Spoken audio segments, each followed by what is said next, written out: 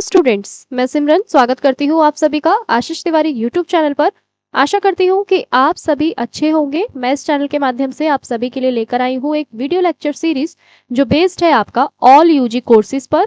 ये आपका value addition course का सब्जेक्ट रहने वाला है ऑल सेमेस्टर के लिए, पंचकोश व्यक्तित्व का समग्र विकास।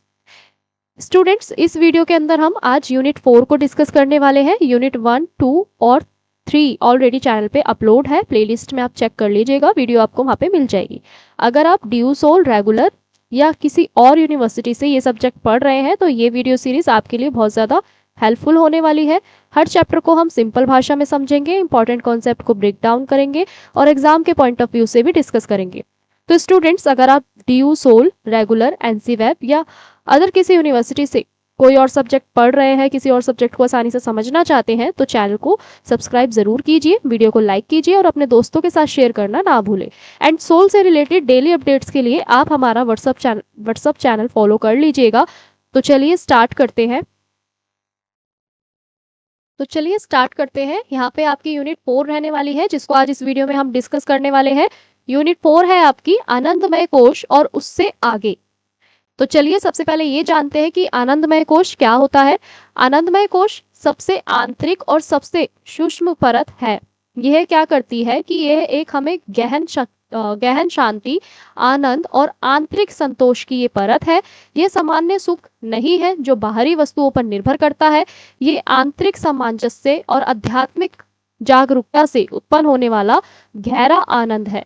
जब व्यक्ति भारी वस्तुओं पर कम निर्भर होकर अपने भीतर स्थिर होता है तब आनंदमय कोश का अनुभव बढ़ता है और इसे आध्यात्मिक अनुभूति द्वारा माना जाता है। यानी अगर हम बात करें आनंदमय कोश के अर्थ की तो आनंदमय कोश जो है आपका वो सबसे आंतरिक परत है जिसको हम सूक्ष्म परत के नाम से भी जानते हैं। और ये क्या करता है, आपकी गहन शांति जो होती है, ठीक है, और आपका जो आनंद होता है, जो आपका संतोष होता है, उसकी एक ये परत होती है। और ये सामान्य सुख नहीं है जो हमारी भारी वस्तुओं पे निर्भर करता है, ये वो सुख नहीं है। ये क्या है, आपका एक आंतरिक सामंजस्य है जो आपके अंदर एक गहरा आनंद उत्पन्न कर रहा है, आपको आध्यात्मिकता की एक जागरूकता से आपको ये प्रेरित करा रहा है। तो जब व्यक्ति भारी वस्तुओं पे कम निर्भर होके अंदर से स्थिर होता है तब ये आपका आनंदमय कोश जो होता है उसका आपको अनुभव होता है। और आनंदमय कोश क्या कर रहा है, आपको साथ के साथ आध्यात्मिकता की भी क्या कर रहा है, अनुभूति ये करा रहा है, आध्यात्मिकता को भी ये दर्शा रहा है। अब हम बात करते हैं सेकंड पॉइंट की, जो है आपका सुख और आनंद में क्या अंतर होता है। अगर हम सुख की बात करें तो सुख क्या होता है, अस्थायी होता है, जो भारी परिस्थितियों पर निर्भर करता है। यह भोजन, मनोरंजन, सफलता या भौतिक आराम से भी मिल सकता है। लेकिन आनंद स्थायी और आंतरिक होता है और यह आसानी से प्राप्त नहीं होता क्योंकि वास्तव में आत्मा से जुड़ा हुआ होता है। सुख अक्सर लालसा को जन्म देता है जबकि आनंद जो होती है वो आपको शांति देती है। और परिपक्व व्यक्तित्व केवल क्षणिक सुख पर निर्भर नहीं रहता बल्कि स्थायी आंतरिक आनंद की भी खोज करता है। यानी अगर हम सुख और आनंद दोनों में अंतर की अगर हम बात करें तो सुख क्या होता है, आपका अस्थायी होता है। आपने जैसा देखा होगा अपनी लाइफ में, अपने जीवन में, कि जो आपका जो सुख होता है वो अस्थायी होता है, ठीक है, और ये डिपेंड करता है आपकी भारी परिस्थितियों पर, यानी आपकी सिचुएशन पर। ये जो होता है सुख वो आपका भोजन, मनोरंजन, सफलता, भौतिक आराम से आपको मिल सकता है। वहीं अगर हम दूसरी ओर आनंद की बात करें तो आनंद क्या होता है, स्थायी तो होता है लेकिन ये आपका आंतरिक रूप से जुड़ा हुआ होता है और ये आसानी से आपको प्राप्त नहीं होता। क्यों नहीं होता, क्योंकि ये इसका जो मकसद, इसका जो संबंध होता है, इसका संबंध सीधा आपकी वास्तविक आत्मा से जुड़ा हुआ होता है, ठीक है, यानी आपकी आत्मा से जुड़ा हुआ होता है आनंद, ठीक है। अगर हम सुख को देखें तो सुख क्या करता है, आपके अंदर एक लालसा को उत्पन्न करता है, और जबकि आनंद जो है आपको अंदर से एक शांति प्रदान करता है, शांति देता है। तो ये था आपका सुख और अंतर में आनंद में अंतर, सॉरी, सुख और आनंद में अंतर हमने जाना कि सुख क्या होता है और आनंद क्या होता है। अब हम जानते हैं आत्मबोध क्या होता है। अगर हम आत्मबोध की बात करें तो आत्मबोध का अर्थ है शरीर, मन और अहंकार से परे अपने वास्तविक स्वरूप को समझना। इसका अर्थ यह है कि सच्चा, क्या क्या अर्थ है इसका, कि मैं बाहरी पहचान तक सीमित नहीं है। यानी अगर हम आत्मबोध की बात करें, आत्मबोध क्या होता है? जिसके अंदर आप क्या करते हैं, मैं की पहचान करते हैं। यानी मैं जो होती है आपकी, वो बाहरी पहचान तक आपका सीमित नहीं होता, ये बल्कि आत्मबोध व्यक्ति को भ्रम, भय, अज्ञान से भी क्या करता है, मुक्त कराता है। यह उसे उद्देश्य देता है, विनम्रता और आंतरिक शक्ति के साथ जीने में भी उसकी मदद करता है, सहायता करता है। पंचकोश मॉडल में आत्मबोध तब होता है जब व्यक्ति पांचों कोशों से परे जाकर अपनी गहरी आध्यात्मिक वास्तविकता को क्या करने लगता है, पहचानने लगता है। यानी आपका आत्मबोध जो है वो आपके शरीर से संबंधित है, आपके मन से संबंधित है, और आपके अहंकार से भी वो क्या है, परे है, यानी दूर है।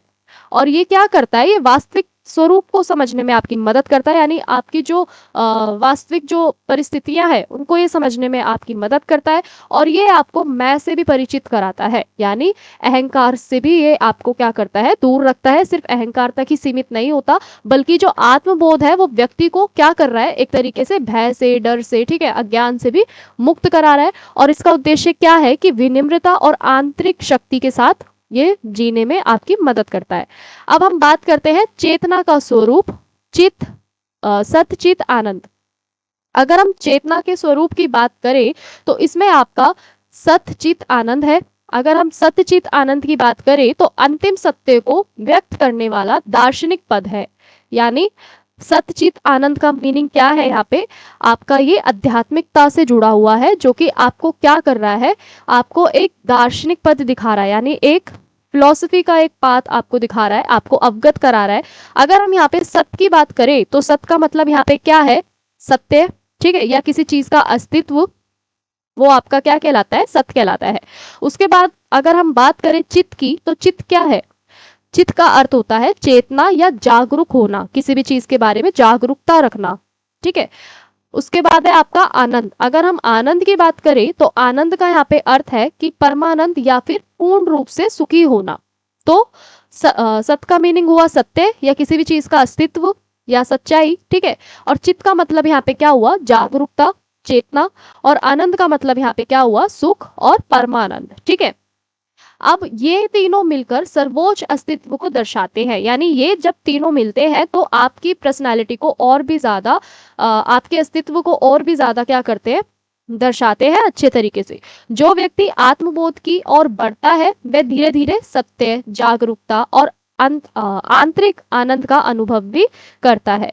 यह अवधारणा बताती है कि मानव जीवन की गहराई में दुर्लभता नहीं बल्कि शुद्ध चेतना और आनंद है।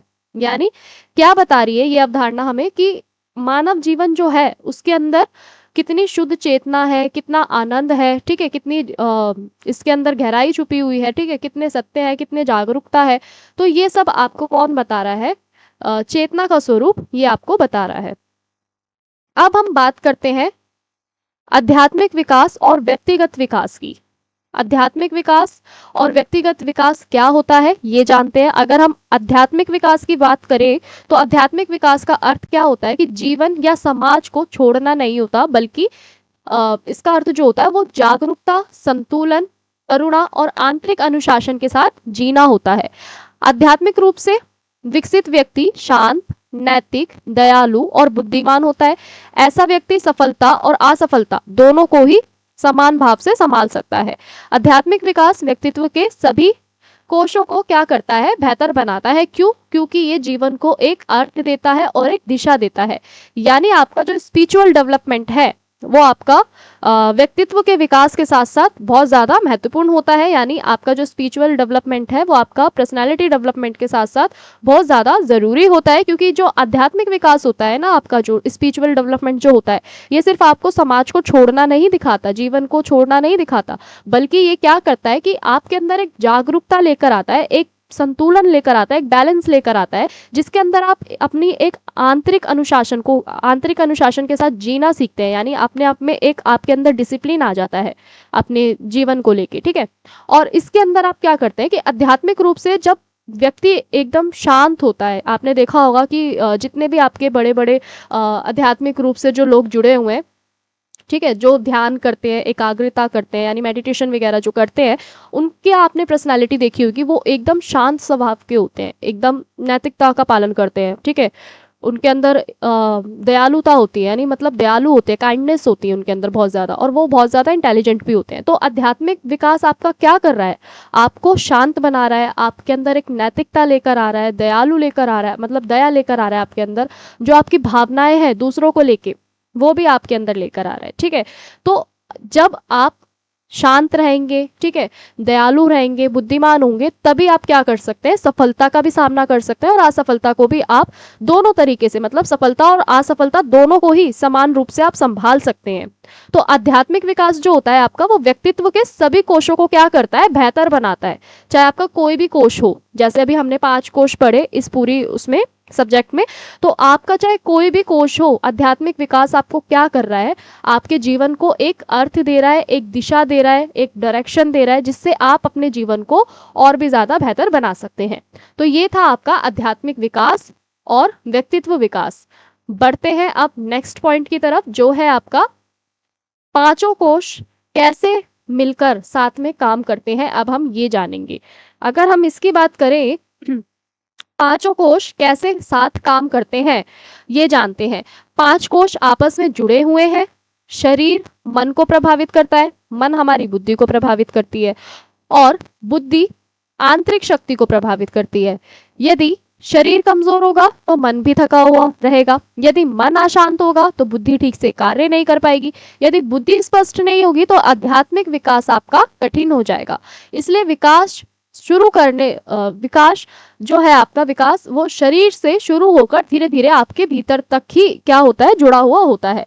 यानी जो आपके पांचों कोश है वो जब आपस में क्या होते हैं, वो सभी आपस में जुड़े हुए होते हैं। ठीक है, आपका जो शरीर है वो किसको प्रभावित कर रहा है, किस पे इफेक्ट डाल रहा है, आपके मन पे इफेक्ट डाल रहा है, प्रभाव कर रहा है, ठीक है, प्रभावित कर रहा है मन को। आपका जो फिर आपका जो मन है वो मन किसको प्रभावित कर रहा है, बुद्धि को। फिर जो बुद्धि है वो आपके आंतरिक शांति को, यानी आपका जो इनर पीस है उसको प्रभावित कर रही है, उसको इफेक्ट कर रही है। अगर आप सपोज दैट, अगर आप फिजिकली अगर आप कमजोर है, शरीर में आपके शरीर में कोई कमजोरी है, तो उससे क्या होगा कि आपका मन ना कहीं पे भी, मतलब हम कह सकते हैं आपका मन किसी भी काम में नहीं लगेगा, आप बहुत ही ज्यादा अपने आप को वीक फील करेंगे, ठीक है, थके हुए महसूस करेंगे। तो जब आप पूर्ण रूप से स्वस्थ नहीं होते हैं, ठीक है, हेल्दी नहीं होते हैं, कमजोर, वीकनेस होती है आपके अंदर, तो आपका मन भी कैसा हुआ होता है, थका थका सा रहता है, किसी भी काम में आपका मन नहीं लगता। ठीक है, तो जब आपका मन अशांत होगा, तो आपका मन जब अशांत है तो आपका जो दिमाग है, आपकी जो बुद्धि है वो भी ठीक से काम नहीं कर पाएगी, और जब बुद्धि ठीक से काम नहीं कर पाएगी तो आपका जो आध्यात्मिक विकास है वो कठिन हो जाएगा। क्यों हो जाएगा, क्योंकि जब आपकी जो बुद्धि है वो ठीक से कार्य नहीं करेगी, आपका किसी एक चीज पे फोकस नहीं होगा, एक चीज पे आपका ध्यान नहीं होगा, तो फिर आप कैसे मेडिटेशन कर सकते हैं, ठीक है, कैसे आप ध्यान लगा सकते हैं। तो जब जो आपके पांचों कोश हैं वो एक दूसरे से जुड़े हुए हैं, जब ये पांचों कोश आपस में संतुलित नहीं होंगे, इनमें बैलेंस नहीं होगा, तो इससे आपका आध्यात्मिक विकास कठिन हो जाएगा, यानी आपका जो स्पिरिचुअल डेवलपमेंट है वो और भी ज्यादा इससे प्रभावित होगा और आपको इसमें कठिनाइयां देखने को मिल सकती हैं। तो इसीलिए विकास शरीर से शुरू होकर धीरे धीरे भीतर की ओर जाना चाहिए। ठीक है, जैसे हम उचित भोजन, श्वास, विचार, मूल्य और आत्म जागरूकता मिलकर हम क्या कर सकते हैं, अपने जीवन को संतुलित जीवन बना सकते हैं। अब हम बात करते हैं पंचकोश विकास में योग की भूमिका। यानी अब हम जानेंगे कि जो आपका योग है, यानी आपका जो योगा है, उसकी क्या भूमिका रही है शुरुआत से ही पंचकोश में। अगर हम बात करें योग की भूमिका की, तो योग पांचों कोशों के विकास का अत्यंत प्रभावी साधन है। आसन शरीर को क्या करते हैं, मजबूत बनाते हैं। प्राणायाम जीवन को ऊर्जा देता है, ऊर्जा को सुधारता है। ध्यान क्या करता है, आपके मन को शांत करता है। और स्व अध्याय और चिंतन बुद्धि को भी क्या करता है, ये मजबूत करता है। आध्यात्मिक अभ्यास आपको आनंद, चेतना को क्या करता है, ये गहरा करता है। इसलिए योग केवल व्यायाम नहीं है, योग सिर्फ आपकी एक्सरसाइज नहीं है, बल्कि आपके व्यक्तित्व विकास की एक पूरी क्या है, जीवन शैली है। यानी जो पंचकोश के अंदर आपकी जो योग की भूमिका है वो क्या है कि जब आप जो योग है वो पांचों कोशों के विकास को बहुत ज्यादा प्रभावित करता है। कैसे करता है? जब आप कोई भी आसन करते हैं तो उससे आपका शरीर मजबूत होता है, ठीक है। जब आप प्राणायाम करते हैं तो उससे आपके जीवन में जो ऊर्जा होती है उसके अंदर सुधार आता है। जब आप ध्यान लगाते हैं तो आपका मन शांत होता है, ठीक है। और जब मन शांत होगा तो आप स्वयं अध्ययन यानी कि सेल्फ जो वो है, सेल्फ जो काउंसलिंग है, या फिर हम कह सकते हैं कि अपना एक आत्मबोध आप कर सकते हैं, आत्मबोध कर सकते हैं, खुद को पहचान सकते हैं, ठीक है। चिंतन बुद्धि कर सकते हैं। ये तो योग क्या कर रहा है? आपको एक आध्यात्मिक अभ्यास के साथ साथ आपको एक आनंद भी दे रहा है, आपकी चेतना को भी गहरा कर रहा है। तो इसलिए योग जो है ना वो सिर्फ एक एक्सरसाइज नहीं है, एक व्यायाम नहीं है, बल्कि ये आपके पूरे व्यक्तित्व को क्या कर रहा है? एक जीवन शैली दे रहा है। तो ये जाना हमने पंचशील विकास में योग की क्या भूमिका है। अब हम बात करते हैं संतुलित व्यक्तित्व के गुण की। अगर हम संतुलित व्यक्तित्व के गुण की बात करें तो संतुलित व्यक्तित्व में अनेक गुण होते हैं, जैसे आत्मविश्वास, अनुशासन, भावनात्मक नियंत्रण, अच्छा स्वास्थ्य, स्पष्ट सोच, दयालुता, धैर्य, जिम्मेदारी और आध्यात्मिक जागरूकता। यानी आपका संतुलित व्यक्तित्व के गुण क्या क्या होने चाहिए हैं, यानी आपकी जो पर्सनैलिटी है उसके अंदर आपका जो एक बैलेंस है वो किस तरीके से होने चाहिए, आपके अंदर कौन कौन सी जो क्वालिटीज है, जो गुण है वो होने चाहिए। आपके अंदर एक अच्छा आत्मविश्वास होना चाहिए, ठीक है, कॉन्फिडेंस होना चाहिए, डिसिप्लिन यानी अनुशासन होना चाहिए, भावनात्मक नियंत्रण यानी आपके जितने भी इमोशंस है उसके ऊपर आपका सेल्फ कंट्रोल होना चाहिए, और अच्छा स्वास्थ्य यानी गुड हेल्थ होनी चाहिए, स्पष्ट सोच यानी आपकी जो थिंकिंग है, जो आपकी सोच है उसके अंदर एक क्लैरिटी होनी चाहिए, दयालुता होनी चाहिए आपके अंदर, पेशेंस यानी धैर्य होने चाहिए, ठीक है। तो जिम्मेदारी और आध्यात्मिक जागरूकता भी साथ में इसके जरूरी है। तो ऐसे व्यक्ति क्या करते हैं? परिस्थिति के अनुसार स्वयं को क्या करते हैं? ढाल लेते हैं, ठीक है। चाहे परिस्थिति कितनी भी कठिन हो, चाहे कितनी भी आनंदमय हो, तो ऐसे व्यक्ति क्या करते हैं? जब उनके अंदर इतने सारे गुण आते हैं तो फिर वो क्या करते हैं कि अपने आप को किसी भी परिस्थिति के अनुसार वो ढाल सकते हैं, अच्छे संबंध बनाए रख सकते हैं, ठीक है, सार्थक लक्ष्यों की ओर कार्य कर सकते हैं। तो पंचकोश के जो मॉडल है वो इन्हीं गुणों को क्या करता है? व्यवस्थित करता है, यानी सीक्वेंस देता है, जो आपको क्या कर रहा है? आपके डेवलपमेंट में आपकी मदद कर रहा है। यानी पंचकोश के जितने भी अभी तक हमने मॉडल पढ़े हैं वो आपके गुणों को क्या कर रहा है? व्यवस्थित रूप से क्रम वाइज यानी कि आपका जो सीक्वेंस वाइज है उसको बताता है, जो आपके विकास में बहुत ज्यादा आपकी मदद करते हैं। तो ये जाने हमने संतुलित व्यक्तित्व के गुण। अब हम बात करते हैं इसके निष्कर्ष की। अगर हम इसके निष्कर्ष की बात करें तो इस यूनिट का निष्कर्ष क्या कहता है कि पंचकोश सिद्धांत मानव व्यक्तित्व की एक पूर्ण और वैज्ञानिक आध्यात्मिक समझ प्रस्तुत करता है। यह सिखाता है कि मानव विकास एक आयामी नहीं है। स्वास्थ्य शरीर, नियंत्रित श्वास, शांत मन, विवेकपूर्ण बुद्धि और आंतरिक आनंद, ये सभी सार्थक जीवन के लिए क्या होते हैं? जरूरी होते हैं, आवश्यक होते हैं। जब पांचों कोशों के साथ साथ विकसित होते हैं तब व्यक्ति मजबूत बनता है, शांत रहता है, नैतिक उसका स्वभाव होता है, ठीक है, और आध्यात्मिक रूप से भी वो जागरूक बनता है। तो इसलिए पंचकोश केवल हमें एक दार्शनिक विचार नहीं देता, बल्कि ये संतुलित और सफल जीवन जीने का भी एक व्यवहारिक मार्गदर्शन हमें देता है। तो अगर हम इस पूरी यूनिट की अगर हम निष्कर्ष जाने, इस पूरी यूनिट का कंक्लूजन की अगर हम बात करें तो इसका कंक्लूजन यानी इसका निष्कर्ष क्या कहता है कि जो पंचकोश सिद्धांत जो है वो क्या है? वो पूरी तरीके से आपका एक वैज्ञानिक और आध्यात्मिक समझ को क्या कर रहा है? आपके अंदर आपके समक्ष प्रस्तुत कर रहा है, ठीक है। आपके अंदर एक क्या कर रहा है? आपको एक नियंत्रण सिखा रहा है, ठीक है। मानव विकास के लिए ये क्या है? ये एक आयामी है, ठीक है, आयामी है, यानी एक तरीके से हम कह सकते हैं ये लाभ के लिए है। तो जो आपका शरीर के साथ साथ आपका जो नियंत्रित जो श्वासन है, यानी कि आपके जो मन की शांति है, जो आपकी श्वासन क्षमता है, ठीक है, उन सबको भी क्या कर रहा है? जितने भी आपके सार्थक जीवन के लिए जितने भी तत्वों की आवश्यकता है, जितने भी विकास की आवश्यकता है, ये उन सब के लिए क्या कर रहा है? जरूरी है। जब पांचों कोश एक साथ मिलके विकसित होते हैं तभी व्यक्ति क्या बनता है? मजबूत बनता है, ठीक है। उसका जो स्वभाव होता है वो भी शांत होता है, नैतिकता और आध्यात्मिक रूप से भी वो जागरूक बनता है।